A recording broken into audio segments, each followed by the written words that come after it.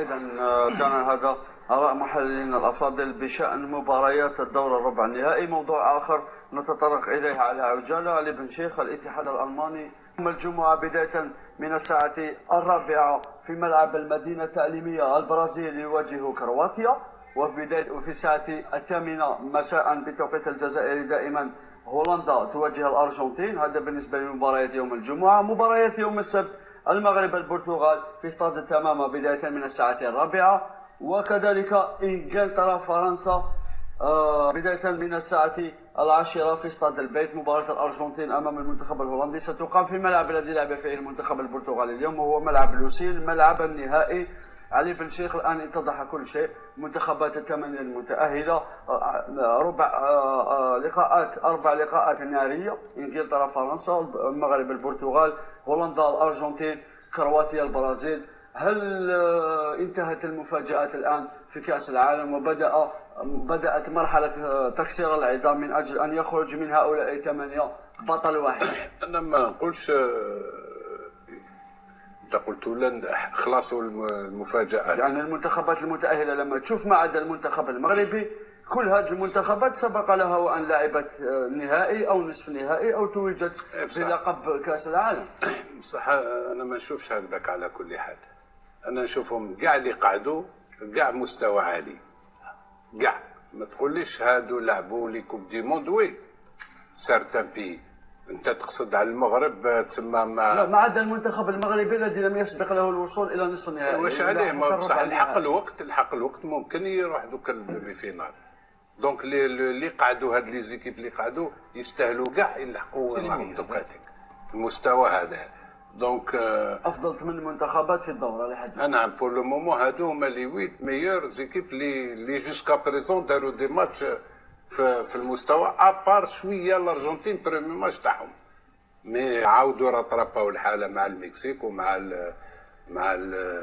الاسترالي ويا رايحه. دونك اللي بقاو سي دي زيكيب دو كاع سي دو كاليتي كاع. نبدا معك عمار عمور في الحديث عن مباريات الربع النهائي. باول مباراه كرواتيا، المنتخب اللي تاهل ماتش ديفيسيل بور لارجنتين. ثالث مباريات الدور الربع النهائي. المنتخب المغربي في الدور الربع النهائي يواجه منتخب البرتغال. كنا حكينا عن المنتخب البرتغالي اليوم وحكينا ايضا عن المنتخب المغربي. كيفاش تشوف المباراه بين المنتخبين، وهل سيلجا ركراكي لنفس الاداء اللي لعب به ولا الطريقه اللي لعب بها اليوم امام المنتخب الاسباني، بما انه سيواجه منتخب ايضا من شبه جزيره ايبيريا، يعني اسبانيا والبرتغال تقريبا نفس نمط الكروي، ام انه سيلجا الى طريقه اخرى من اجل تحقيق انجاز اخر تاريخي بالوصول الى نصف النهائي؟ انا نظن المغرب لو يلعب كيما اليوم يدير مشاكل كبار البرتغال. لو يحوس يهاجم يفتح، البرتغال عندهم بوكو جوار اللي ينجموا يمدوا الحلول. عندهم شحال من لاعب اللي ينجموا يكاسيو لي، شحال من لاعب ينجموا يلعبوا لي كونت، يسون افيكاس.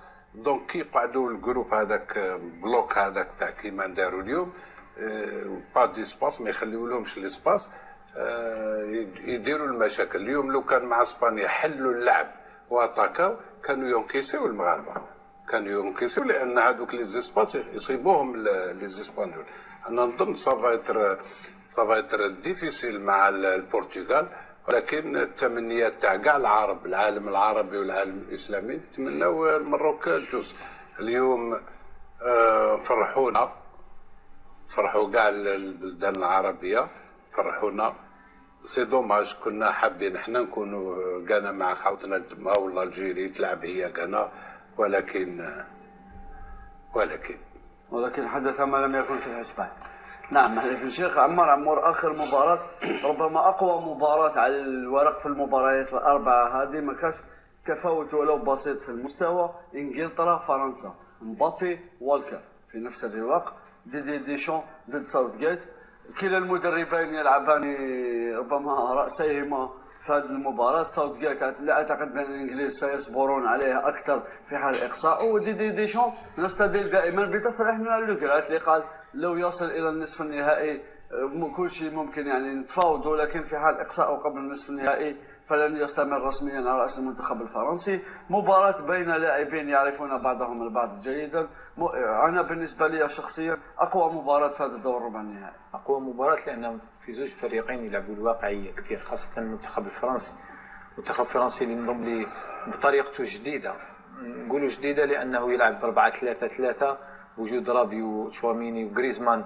خاصة المرة اللي فاتت جانا بطريقة جديدة، كان يلعب موليز اتاكون، هذه المرة ولا يلعب سوري الكوتي دروا أكثر، ولا شغل دو ريليور. هذا أعطى أكثر ممكن عمق خاصة في الهجمة المرتدة لمبابي، ووجود جيرو دفاعيا أعطى حرية أكثر لمبابي. مبابي يبقى كمهاجم حر على الجهة اليسرى. ابار واش داروا لي اسبانيول كوم دونجي هذاك لو سونتر سور الكوتي دروا، الاخر ضربها في لابار فير لا فان. هذيك اخر محاوله في المباراه. هذاك واش كاين، انا هذاك واش الدونجي اللي داروه لي اسبانيول. لي ماروكان قلت لك لي تروا كومبار غلقوا لهم كاع المساحات، ما كاش لا فولونتي. جوار بار شاك جوار يحكم صاحبه، يزيتي بريزون، المعاونه فريمون سي فريمون شابو، يعطيهم الصحه.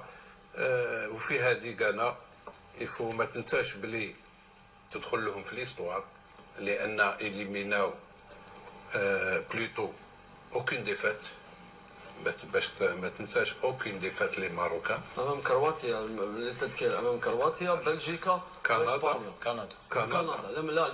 لما نروحوا بالمعايير المنتخبات القويه، فازوا على اسبانيا، فازوا على بلجيكا، وتعادلوا مع كرواتيا. بصح حسب كلش، حسب بالكندا وكلش. دونك يا اوكين ديفات او اليميناو كوميم دي زيكيب دي ناسيون صحاح. ولهذا نقول التغيير تاع المدرب غيروه بو مومون، خداو مسؤوليتهم، جابوا مدرب في القمه. انا ليا في القمه، لان يعرف كاش يعاود يريكوبيري لي جوار اللي تنحاو. هو جابهم انتيغرا دوطر جوار في دي جون، انتيغراهم ولعب كل فريق كل ادفيرسير لعب له بخطه. اليوم عارف مع اسبانيا لو كان حل كان يونكيسي، عارف بلي ما لازمش يحل مع لي زوتر ناسيون وين لحب مع الكندا وكذا، فتح يلعب لي كونتر وكذا. اليوم لونترينور نقول له هذا مدرب جابوه، هما عرفوا كاش جابوا مدرب في المستوى، فريمون في المستوى. نقول له شابو ويعطيك الصحه ومبروك. سيتو.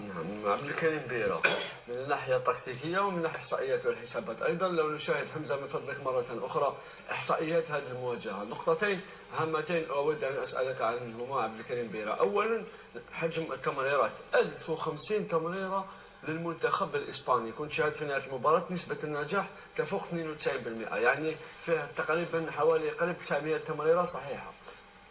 عدد الركنيات 8 لاسبانيا 0 للمغرب.